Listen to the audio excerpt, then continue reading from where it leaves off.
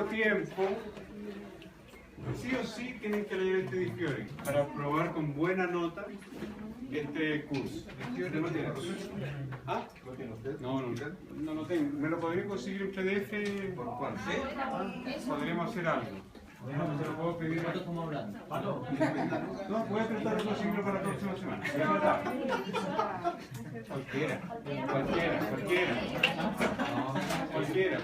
Aquí no está para descargarlo.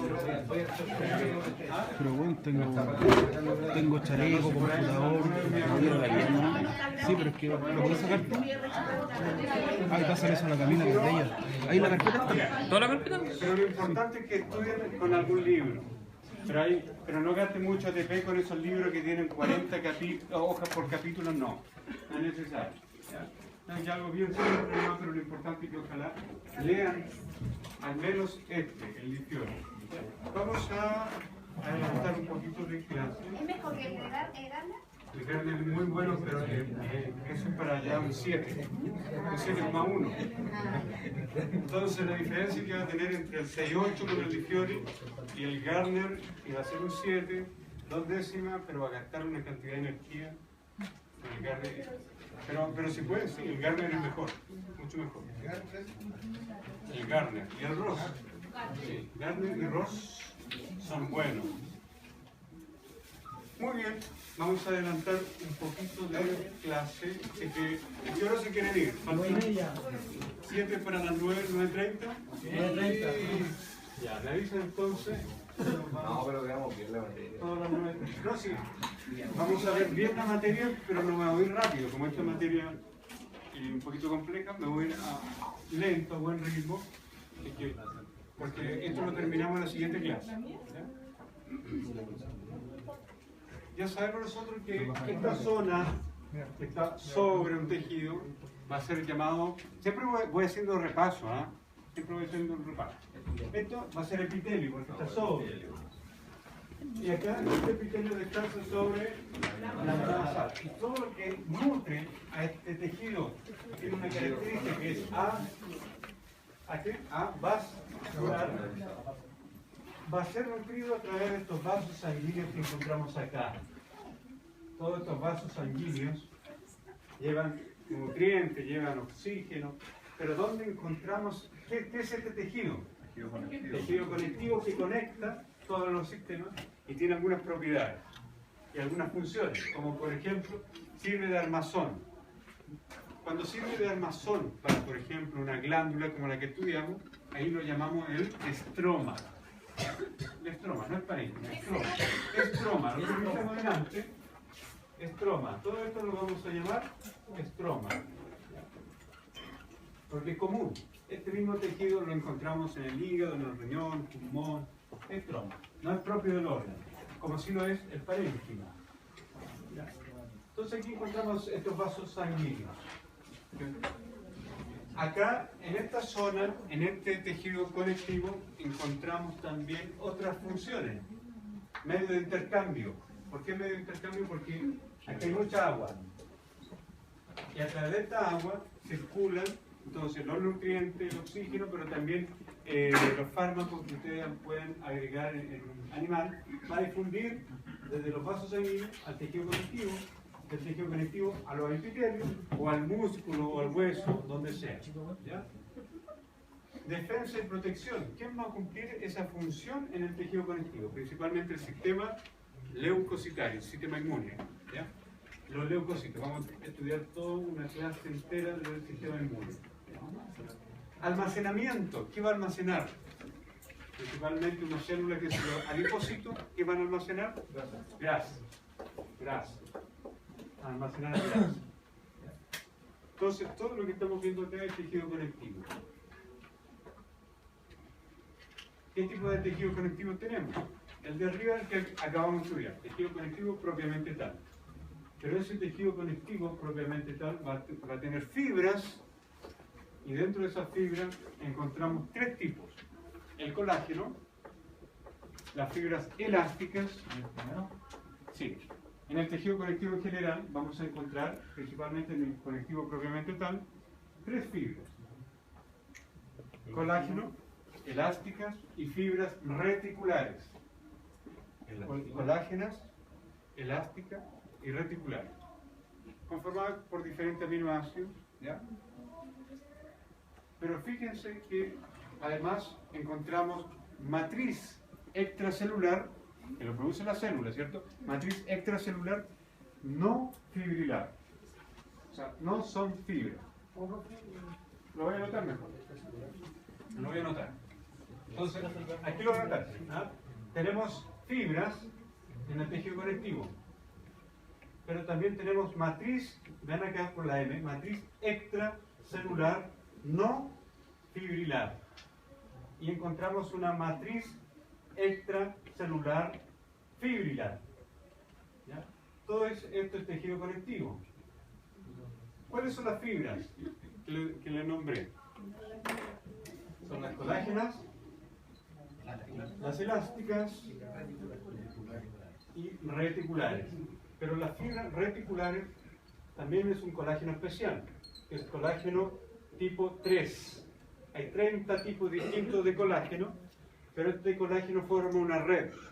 ¿Ya? Forma una red. Ese es colágeno tipo 3.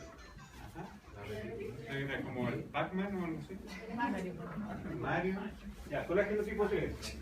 Fibra reticular. Pero también en el tejido conectivo encontramos matriz extracelular no fibrilar, que son proteoglicanos, glucosaminoglicanos,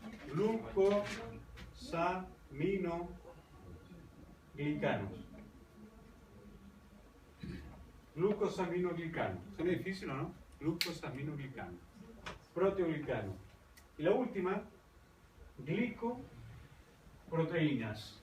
Glicoproteínas.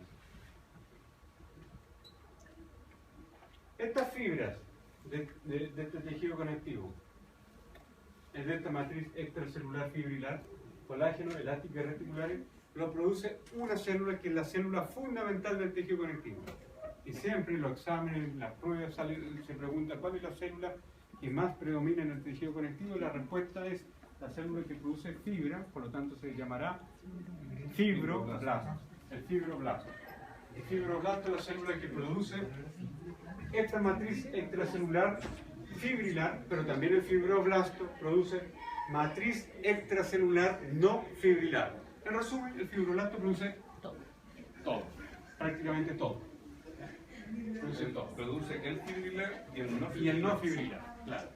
Solamente que vamos a tener algunas variaciones, y eso es lo que vamos a ver ahora. Por ejemplo, aquí en el cartílago, que también es un tejido conectivo especializado, vamos a encontrar que el cartílago no tiene fibroblasto. Vamos a encontrar que el cartílago tiene otras células. Aquí hay una célula que se va a llamar condrocito. Acá está. Condrocito. Cito es célula, condrocartílago. Entonces la célula del cartílago se llama condrocito. Este condrocito, aquí hay uno, está dentro de un espacio. Si nosotros sacamos este condrocito, ese espacio lo llamamos laguna. La laguna es el lugar que ocupa el condrocito. Pero aquí hay dos, por lo tanto está formando un grupo. Ese grupo tiene un origen común. ¿Ya? Entonces ese grupo se llama grupo grupo común, grupo isógeno, que nace su génesis y de una sola célula. ¿Ya? Puede ser un grupo de 2, de 3, de 4, da igual. Se va a llamar grupo isógeno cuando hay 2 o más condrocitos. Separado por una estructura, ¿la ven acá? Eso se llama tabique. Un tabique. Con eso es suficiente por ahora, porque después vamos a ver cartílago, una clase entera de cartílago. Otro tejido conectivo especializado es el tejido óseo. Pero aquí la célula que predomina se llamará, ¿cómo se llamará esta célula que está inmersa en el hueso? Osteocito. Osteo de hueso, cito de célula. Y produce la misma sustancia. ¿Ya? Pero acá en todo esto predomina una fibra, que es el colágeno. Y aquí hay una excepción del tipo de colágeno que produce. Por ejemplo, el cartílago produce colágeno de tipo 2, el cartílago. Pero el resto de los tejidos, como el tejido conectivo propiamente tal, que está arriba, y el hueso, pues, tiene colágeno principalmente 1. ¿Ya? Hay otro colágeno, pero en menor cantidad. Pero el colágeno tipo 1 es el que predomina, ¿ya? En el tejido conectivo propiamente tal, arriba, y en el hueso. ¿Ya? En cambio acá, en el cartílago, el colágeno tipo 2.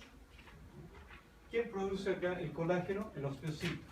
Acá el colágeno lo produce el condrocito. Y arriba, el colágeno lo produce el fibrocito, o el fibroblasto. El fibrocito está más inactivo. Entonces, ¿qué encontramos en este tejido conectivo? Encontramos células y matriz extracelular. Dentro de esta matriz extracelular también les dije que había una matriz extracelular fibrilar o fibrosa y una matriz extracelular no fibrilar, ¿cierto? ¿Cuáles son las células que encontramos en el tejido conectivo? Esto anótelo porque no está ahí. Hay unas células que se llaman células fijas. Las células fijas del tejido conectivo, una va a ser la que predomina, va a ser el fibroblasto. Blasto está activo. Fibrocito está menos activo, o en algunos casos inactivo. ¿Ya? El fibroblasto va a estar muy activo y el fibrocito menos, poquito. ¿Ya? Fibrocito. Entonces son células fijas, como el fibroblasto, el fibrocito, pero hay otras células fijas, como la grasa, el adipocito, esta célula de acá. ¿Ya? Acá hay un fibroblasto, produciendo colágeno, esto, célula adiposa, célula fija, no se mueven, están ahí, son del tejido conectivo. Pero van a haber otras células que son migratorias. Entonces tenemos dos tipos de células, las fijas, fibroblasto y adipocito, y algunas células migratorias. ¿Cuáles son esas células migratorias? Las que migran, o las que vienen desde la sangre. Generalmente van a ser leucocitos. Vamos a tener una clase completa de leucocitos. Pero solamente nombrarla. El neutrófilo, la célula plasmática que deriva del linfocito B, ¿ya? Y que es la única célula capaz de sintetizar una glucoproteína. ¿Cuál será? La célula plasmática es la única que secreta anticuerpos. ¿Ya? Anticuerpos, la célula plasmática. Acá tenemos el neutrófilo. Se llama neutrófilo, ahí está, neutrófilo, porque se tiene de manera neutra o débil en su citoplasma. ¿Ya? Neutro, débil. Tiene siempre un solo núcleo, pero este núcleo tiene lóbulos. Y esto es típica pregunta en que fallan, porque piensan que cada uno de estos es un núcleo, pero realmente es un núcleo con lóbulos, un solo núcleo, lobulado. Encontramos los linfocitos, los plasmocitos, ¿ya? Que son células migratorias. El neutrófilo, si ustedes quieren saber, por ejemplo, si un animal tiene una infección bacteriana, basta un hemograma y este neutrófilo va a estar muy aumentado, ¿ya? Porque también este neutrófilo se transforma en una célula en el tejido. Cuando está en sangre se llama neutrófilo, pero cuando pasa al tejido se llama porque es pequeño, micrófago. Tiene capacidad, le gusta comer, pero es pequeña la célula. Para diferenciarlo del monocito, que también es de la sangre, que también pasa al tejido, que también le gusta comer, pero gigante. Disculpe, el micrófago es un neutrófilo. Que está... Neutrófilo es cuando está en sangre, pero cuando pasa al tejido se llama micrófago. ¿Ya? Entonces el micrófago está en el tejido. El micrófago, fago es de comer, de alimentarse. Pero ustedes han escuchado el macrófago, gigante, ¿cierto? Pero el macrófago viene de otra célula, viene del monocito, que no está representado, pero aparece el macrófago acá. Macro, gigante, una célula gigante que come, fago es comer. ¿Ah? Entonces el macrófago viene del monocito y el micrófago viene del neutrófilo. ¿Ya? Son células migratorias. Y vamos a ver la matriz extracelular meseta fibrilar, colágeno, fibras elásticas, fibras reticulares que forman estas redes, ¿ya? Y las fibras reticulares y colágeno tipo 3. Tejidos conectivos propiamente tales. Tenemos un tejido conectivo laxo. ¿Qué significa que sea laxo? Que tiene mucha o poca fibra. Poca fibra. Poca fibra. El laxo. Al contrario del denso, que tiene muchas fibras. ¿Ya? ¿Cuáles van a ser esas fibras que van a predominar? Colágeno. ¿Ya? Vamos a tener también un tejido conjuntivo compacto, en donde estas fibras densas van a estar ordenadas de alguna manera. ¿Ya? Perpendicular, transversal, pero van a estar compactadas, ordenadas. ¿Ya? Otro tejido conectivo va a ser el mesenquimático, que abunda este tejido mesenquimático en los fetos, en el cordón umbilical. Por lo tanto, se puede congelar esta célula mesenquimática y a partir de esta célula originar cualquier otra célula, la que yo quiera. ¿Ya? Se coloca factores de crecimiento, factores morfogenéticos, y podría originar hueso, podría originar neuronas, lo que yo quiera. ¿Ya? Y eso lo encuentro en el cordón umbilical. ¿Ya? Junto con el tejido mucoso, que también lo encuentro en el cordón umbilical. Pero este tejido mesenquimático, las últimas investigaciones demuestran que el adulto también lo posee, esta célula en baja cantidad, alrededor de los capilares. Entonces podríamos extraer esta célula mesenquimática, sacarla al laboratorio, diferenciarla a células cardíacas, y recuerden que el corazón no tiene buena recuperación, podríamos hacer un parche, y eso ya se está haciendo. Se diferencian estas células mesenquimáticas en el laboratorio hasta que estas células comienzan a latir, se ve la pulsación, la contracción. Ese parche se saca el tejido conectivo del paciente infartado, se ha hecho esto en rata, se saca ese tejido conectivo que no sirve para nada, que formó una cicatriz, se lo coloca el parche y no hay problema porque es un trasplante autólogo. Por lo tanto, no hay rechazo. Eso es lo que pueden hacer. ¿Ah? Con este tejido mesenquimático, un japonés que está en la Universidad de Chile, en la Facultad de Odontología, ha creado dientes. Entonces coloca un molde y puede formar un diente. ¿Ya? Entonces después en el futuro, en unos 10 años más, los trasplantes de dientes van a ser con su propio diente, con un molde interior. Tejido mesenquimático. Tejido adiposo. Tejido adiposo. Solamente un comentario, último comentario con el tejido mesenquimático. Cuando usted congela el cordón umbilical de su bebé, 50% de la genética es propia, ¿cierto? Bueno, de eso están seguros las mujeres, nosotros no. Pero al menos 50% en teoría es propia la genética. Pero si eso estamos seguros que le va a servir a él completamente, en 30 años más, 40 años más, cuando se infarte, tenga un problema. Pero si a mí me pasa un problema, un accidente cerebrovascular o algo en el corazón, también son mis células, la mitad. Por lo tanto, hay compatibilidad proteica. Por lo tanto, eso a futuro también me sirve a mí. Entonces, yo no solamente me conviene criopreservar el cordón umbilical de mi hijo por mi hijo, sino que también por mi señora y por mí. Un hijo podría ser como una cuenta de ahorro. Para uno mismo, para uno mismo, para uno mismo. Y para sus hermanos, para los hermanos de sexo. Tejido adiposo. La mujer entonces tiene el 25% de su peso es grasa. En cambio en el hombre solamente la octava parte de su peso, un 12 a 13% es grasa. Tejido adiposo. ¿Ya? Su propiedad es principalmente energía y aislamiento de la temperatura externa, generación de calor cuando hace frío. Tejido reticular son redes gracias a una fibra que va a formar un esqueleto en un órgano, en una glándula, que son las fibras reticulares. ¿Y eso colágeno de qué tipo? Las fibras reticulares, colágeno tipo 3. Tejido pigmentario, vamos a hablar de los melanocitos, que los vamos a encontrar principalmente en la epidermis, también los vamos a encontrar en el iris. O sea, mientras más tejido pigmentario y más melanocitos tengamos, el tono del ojo, ¿cierto?, de ese iris va a ser más negro. Mientras menos tengamos, va a tender más hacia un tono más claro que con el contraste con los vasos sanguíneos va a tender hacia el celeste, ¿ya? Hacia el azul. Veamos acá algunos detalles. ¿Cuáles son las células? Tenemos arriba una célula mesenquimática que es indiferenciada, que tiene capacidad de originar lo que queramos. Entonces esta célula, dependiendo de dónde se encuentra y por qué estructura están rodeadas y qué factores moleculares están envolviendo esta célula, se va a transformar en condroblasto, en la célula activa. Pero después entra en reposo y se transforma en condrocito. ¿En qué tejido encontramos esta célula? El cartílago, que cuando está en par forma un grupo que se llama grupo isógeno. ¿Ya? Este es el condrocito. ¿Qué tipo de colágeno encontramos en el cartílago? Colágeno tipo 2, solamente 2, excepto uno, pero lo vamos a ver más adelante porque si no lo voy a enredar. Pero el cartílago siempre va a tener colágeno tipo 2.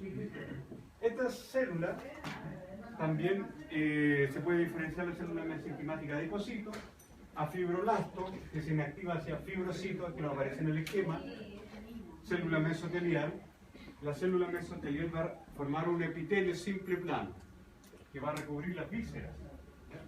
Entonces, este epitelio simple plano va a recubrir los intestinos, va a recubrir el hígado, etc. Vamos a encontrar las células endoteliales. Y esta cuando venga la decana o venga cualquier persona, cualquier autoridad le va a preguntar qué tipo de epitelio es la célula endotelial, para saber si tienen algo de idea de histología. ¿Ah? Y la respuesta es un epitelio simple plano. ¿Ya? Epitelio simple plano. Siempre los vasos sanguíneos, la parte interna, que es el epitelio interno, se llama endo, que significa interior, endotelio, simple plano. Podríamos tener el osteoblasto, osteohueso. Por lo tanto, esta célula está sintetizando hueso. Pero cuando deja de sintetizar, queda atrapada en su propia cárcel, en el hueso. Ahí se llama ahora osteocito. ¿Ya? Tenemos célula mesenquimática allá arriba. Esta línea la podríamos incluso unir con la célula que está allá arriba para tener esta célula madre hematopoyética. ¿Ya? Nosotros esa célula mesenquimática podríamos originar una célula madre hematopoyética, le entregamos ciertos factores mágicos, ¿ya? Vamos a tener linfocito B que se diferencia en plasmocito. ¿Qué secreta el plasmocito? Una glucoproteína. ¿Cuál es? ¿Qué son? Anticuerpos. Solamente la célula plasmática, que deriva siempre del linfocito B, genera anticuerpos. ¿Por qué se llama linfocito B? Porque se diferencia esta célula en un lugar específico. ¿Dónde? Este linfocito B se diferencia, ¿dónde? En los animales, las aves, la bursa de Fabricio. Pero en los mamíferos, en el hueso, en la médula ósea. ¿Ya? Tenemos de la célula madre hematopoyética, que podría dar origen al monocito, y delante le dije que el monocito se transforma en macrófago en el tejido, una célula gigante, célula que puede llegar a medir hasta 20 micrómetros, que eso en términos de celularidad es una enormidad. Macro, fagocitar. Pero también este osteoclasto, vamos a tirar la línea un poquito más así, porque nos deriva directamente del monocito. El osteoclasto, que rompe el hueso, es una célula multinucleada, no multilobulada, multinucleada, muchos núcleos. ¿Ya? Aquí sí hay verdaderos núcleos. ¿Qué produce este osteoclasto? Ácido clorhídrico, que va a romper el hueso, pero también produce enzimas proteolíticas, como ¿cuál? Como la colagenasa. Entonces, ¿qué romperá? ¿Qué enzima romperá la colagenasa? Colágeno. Y el colágeno es abundante en el hueso. Por lo tanto, este osteoclasto libera calcio del hueso porque tiene colagenasa que rompe colágeno y de esa manera se suelta, pero además produce ácido clorhídrico que destruye cualquier molécula cercana. ¿Ya? El osteoclasto. Tenemos el mastocito. Masto significa mancha. Y esta célula, el mastocito, tiene dos glucoproteínas muy importantes. El mastocito tiene heparina. ¿Qué será la heparina? Un anticoagulante. Y además tiene histamina. ¿Le suena la histamina? Sí. Entonces, ustedes cuando están con alergia es porque este mastocito está liberando, también se llama célula cebada. Y en la sangre es una célula muy parecida que es el basófilo. ¿Ya? Pero quédense con este nombre, mastocito. ¿Ya? Mastocito. Este mastocito está liberando mucha histamina en el cuerpo cuando les da la alergia a los ácaros, al polen, a lo que sea. ¿Ya? ¿Y qué está liberando? Histamina. ¿Y qué función tiene la histamina? Si tenemos acá un vaso sanguíneo y acá tenemos mucha histamina, no, la histamina no va a estar dentro del vaso sanguíneo, va a estar acá, porque está en el tejido. Esta histamina la está liberando el mastocito. ¿Qué es la histamina? Es un vasodilatador. Entonces, este vaso sanguíneo que acá tiene un glóbulo rojo, este vaso se dilató por acá. ¿Y qué pasó ahora? ¿Cuál es el epitelio que está acá en este vaso sanguíneo por dentro? Es un... Les dije que iban a preguntar. El endotelio. El endotelio. Entonces este endotelio ahora se separa. Y si se separa este endotelio, que es un epitelio ¿de qué tipo? Simple, plano. Si se separa, ¿qué pasa con el agua? Sale. Entonces ya tenemos que la presión sanguínea de este paciente empieza a caer. Pero además se inflama. Si le da esta reacción acá en la vía respiratoria, se congestiona. ¿Ya? ¿Qué utilizamos para evitar esta reacción? Un antihistamínico que evita que esos gránulos que tienen histamina se fusionen con la membrana plasmática de la célula. Si no se fusionan esos gránulos con la membrana plasmática, la histamina va a quedar adentro. Por lo tanto, el antihistamínico va a impedir ese proceso. ¿Y por qué produce sueño? Eso no lo sé. Sí, varias veces voy a buscar en Google, en YouTube, en Wikipedia, pero probablemente no tengo idea. No me acuerdo. Lo vamos a investigar. Pero les contaré. Para que nos cuenten la próxima semana. ¿Ya? Pero la histamina lo que va a hacer acá, en el fondo va a generar una baja de presión. Ahora, hay pacientes que son alérgicos a la penicilina. Y si eso ocurre, que es alérgico a la penicilina, esta reacción se produce a nivel sistémico, en todo el cuerpo. Y si eso se produce en cada uno de los vasos sanguíneos de un paciente que es alérgico a la picada de una abeja, por ejemplo, puede ser mortal. Porque la sangre va a quedar tan poca sangre, tan poco líquido en el vaso. Todo el líquido va a pasar hacia el tejido. Por lo tanto, la presión sanguínea cae. El corazón bombea más fuerte hasta que en algún punto no lo resiste más, se infarta. ¿Ya? Es un shock anafiláctico. ¿Ya? Entonces, ahí está. Nosotros lo vamos a evitar con un antihistamínico. Tenemos otra célula grande acá. Esta es la más grande de todas. Es un megacariocito. ¿Cuál es la función del megacariocito? Principalmente producir plaquetas. Cada una de estas células que está en la médula ósea produce aproximadamente 6.000 plaquetas. Pero la gracia que tiene esta célula es que se puede regenerar. Ya está en la médula ósea, se puede regenerar y nuevamente formar plaquetas. ¿Para qué sirven las plaquetas? Para formar un tapón. Un tapón, coagulación también, pero lo más importante es que produce un tapón para evitar la hemorragia. ¿Ya? Dentro de la plaqueta hay factores de crecimiento. ¿Ya? Han visto que ahora en el plasma se paran las plaquetas y las señoras van ahí, se echan plaquetas en la cara, se inyectan plaquetas en los músculos que están dañados, por ejemplo, pero tiene factores de crecimiento. ¿Ya? Los deportistas también se inyectan plaquetas cuando tienen una lesión en algún tendón, en alguna articulación, para los desgarros. ¿Cómo actúa ese factor de crecimiento? Si ustedes se cortan, actúa la plaqueta ahí y actúa sobre la célula endotelial y las células que están ahí adyacentes para que se multipliquen y se reparen todos esos los factores de crecimiento. Entonces este es el megacariocito gigante. Tenemos acá células de la sangre propiamente tal, porque esto lo encontramos en médula ósea, el megacariocito, pero en sangre circulando, el neutrófilo, que se tiñe de manera débil, neutra, por eso su nombre. El eosinófilo, ¿con qué se tiñirá? Que se llama eosinófilo, eosina. Y el basófilo se tiñe con colorantes básicos, también azulosos. ¿Ya? Una célula muy sulfatada. Tenemos el fibroblasto. Esto de acá es un fibroblasto. Visto de perfil y de frente, y acá un fibrocito.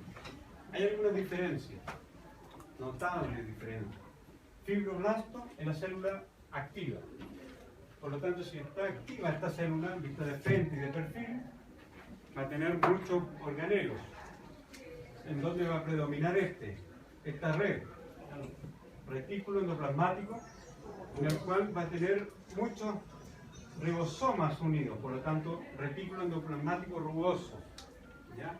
Van a ser como rugosidades. Y aquí se van a sintetizar todas: matriz extracelular fibrilar, colágeno, elástica reticular, y matriz extracelular no fibrilar, glucoproteína, proteoglicano, glucosaminoglicanos, que vamos a ver después. Las proteínas se producen acá, en el RER, los ribosomas, que están en el retículo endoplasmático rugoso, pero tienen que viajar hacia esta zona para que se empaqueten y se glicosile esa proteína. Es muy importante que se glicosile. Una proteína tiene que estar perfectamente glicosilada para que funcione. ¿Ya? ¿Qué organismo será este? Aparato de Golgi. Aparato de Golgi. Esta proteína después sale y funciona. En el diabético, ¿qué ocurre? Que se glicosila un poquito más. Por lo tanto, la funcionalidad enzimática, la funcionalidad proteica es más deficiente. ¿Ya? ¿Para qué se glicosila? Para que adquiera función. Por ejemplo, si es un colágeno tipo 1, ese colágeno tipo 1 se tiene que unir a otra fibra para formar un tendón. ¿Ya? O en algunos casos se glicosilan para adquirir una función enzimática. En este caso, este fibrolacto produce fibra. Entonces, para que esas fibras actúen correctamente y funcionen, se tienen que glicosilar. Pero para eso también requiere ATP, adenosintrifosfato, energía. Y eso lo genera otro organelo que ustedes lo estudiaron en biología, que va a ser esta mitocondria. Mitocondria que tiene un citocromo, que le da este color, que tiene mucho cobre, el citocromo C. ¿Ya? Eso de acá es un citocromo. Cromo es color, citocromo C. ¿Ya? Le da ese color café. ¿Ya? En cambio, el fibrocito, que es este de acá, visto de perfil y de frente, está más inactivo. Por lo tanto, no produce tantas proteínas, produce muy poquitas, y se ve muy delgado con pocos organelos. Entonces, en este caso, esta célula en la cual solamente estoy marcando el contorno del núcleo, es un fibrocito, y esta célula en la cual el DNA está muy abierto, tanto está así que se ve claro, ¿ya? Es un núcleo de un fibroblasto. Este será un fibroblasto, que es este, y esto de acá es un fibrocito, que es este de acá. ¿Ya? ¿Captan? ¿Y por qué está el DNA compactado? Porque nos está traduciendo de RNA mensajero. Acá no se está leyendo, no se está transformando en RNA mensajero porque no se requieren proteínas. En cambio acá sí, el fibroblasto se está traduciendo esto a RNA, el RNA, o se está transcribiendo RNA, y el RNA viaja hasta el ribosoma para generar las tres fibras, más la sustancia no fibrila. Y están sus características.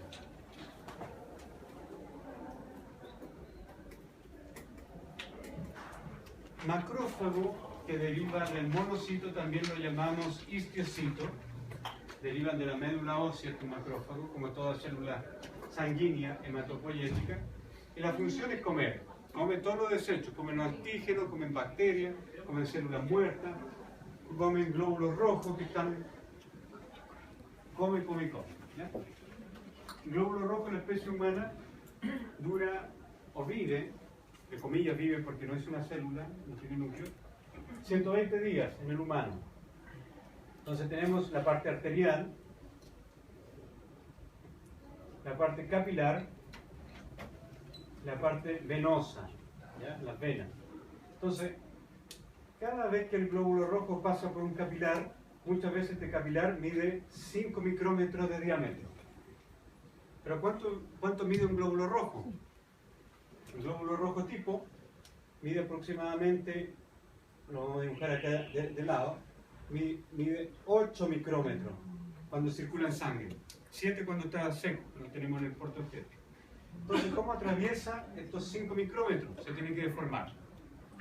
Pero cada vez que hace ese ejercicio, su superficie se desgasta. Por lo tanto, esa tiene caducidad, 120 días. Por ejemplo, en la tortuga, el metabolismo es mucho más bajo, pasa menos veces el glóbulo rojo por un capilar. Ese glóbulo rojo tiene una vida media de 1200 días. ¿Tendrá que ver que es nucleado de los reptiles Sí. nucleares. Es nucleado. Y eso le da también algunas otras propiedades. Al tener núcleo, tiene la capacidad de que SNA puede producir RNA y reparar también las células. Acá no ocurre eso en los mamíferos. Y en el ratón, en los roedores, la vida media del glóbulo rojo es de apenas 40 días. Porque el metabolismo, ¿cierto? Las pulsaciones son mucho más elevadas. Por lo tanto, pasa también muchas más veces por este capilar. 40 días. ¿Y eso puede explicar por qué un animal es más longevo que otro? Probablemente por lo que conversamos antes de la oxigenación también. Por ejemplo, al tener un metabolismo más bajo, la tortuga longeva, metabolismo mucho más bajo, menos desgaste. Si hay menos desgaste, delante les comenté que una célula en teoría se divide 200 veces y después ya se lesiona y muere. Si hay menos desgaste, necesitamos menos divisiones celulares. ¿Ya? Se hizo el experimento con un grupo de ratones y a un grupo de ratones se le dio a comer todo lo que querían y al otro solamente el 40%. Y el grupo de ratones que comió menos de la mitad, o sea, lo teníamos con restricción calórica, como serían los veganos, los vegetarianos y todo eso, tenemos que vivió 2 años más que el grupo control, que comían ad libitum. Pero 2 años en la escala de los ratones significa cada año aproximadamente 10 años humanos. Por lo tanto, si bajamos la ingesta calórica, ¿y por qué se explica eso? Porque cada vez que nosotros consumimos glucosa, esa glucosa la tenemos que transformar en ATP o en grasa. La grasa genera especie reactiva del oxígeno, que es agua oxigenada. Y también para generar ATP necesitamos meter un átomo de oxígeno en la cadena transportadora de electrones en la mitocondria. Y el oxígeno oxida también la mitocondria y finalmente la termina matando. Entonces hay que comer un poquito menos asado los sábados. Pero eso es imposible. Entonces tengo acá el macrófago. Fíjense acá que el macrófago está engullendo, se está acercando sutilmente porque detectó algunos receptores en este glóbulo rojo. Este glóbulo rojo tenía un azúcar escondida, tenía ácido ciálico muy escondido, pero pasó tantas veces por el capilar que ahora ya no está escondido, sino que está a la vista, se expresa. Y el macrófago lo detectó, tiene los receptores, se lo comienza a engullir y le va a liberar de este glóbulo rojo las proteínas y las va a reciclar, los aminoácidos nos sirven, va a liberar fierro, que también nos sirve, pero también va a liberar el grupo M, que va a formar la bilis en el hígado, y esa bilis se va a concentrar, ¿cierto?, en la vesícula. Esa vesícula que tiene ahora bilis nos va a ayudar a emulsionar la grasa en ese asadito, ese filete del viernes, sábado de la noche. ¿Ya? Pero esa bilis se va a deshidratar, si no tomamos desayuno, lo que les comentaba también, se va a deshidratar, va a formar un cálculo que va a erosionar el epitelio y esa erosión en un 3% de los pacientes causa finalmente cáncer. Por eso ahora una patología que es los chilenos que tienen entre 35 y 49 años. ¿Qué pasa con las funciones cuando no se extrae la vesícula? Se forma también bilis, porque la bilis se forma en el hígado, no en la vesícula. Entonces, naturalmente, el hígado va a producir unos reservorios que también van a actuar como una pseudo vesícula. ¿Ya? Incluso en la ecografía le van a aparecer algunos quistes pequeñitos que no son tumorales ni nada, que miden aproximadamente 1 centímetro, que son reservas de bilis. ¿Ya? Pero ese proceso demora meses. Por lo tanto, cuando usted se opera la vesícula, los primeros 3 meses va a ser intolerante a la grasa. Pero al año ya está comiendo un cordero fácil. Claro. Entonces, acá fíjense que fagocitó esta es una fotografía electrónica de transmisión. Acá se fagocitó una bacteria. ¿Ya?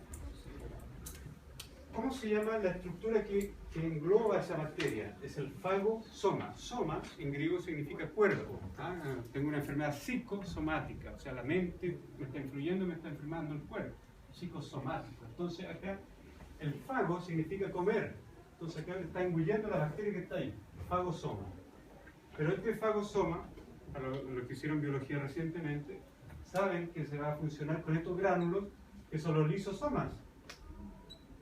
Y aquí se va a formar una estructura mayor que es el fagolisosoma, es un caldo que va a destruir a esa bacteria finalmente, porque el lisosoma tiene 30 enzimas proteolíticas que van a destruir a esta bacteria.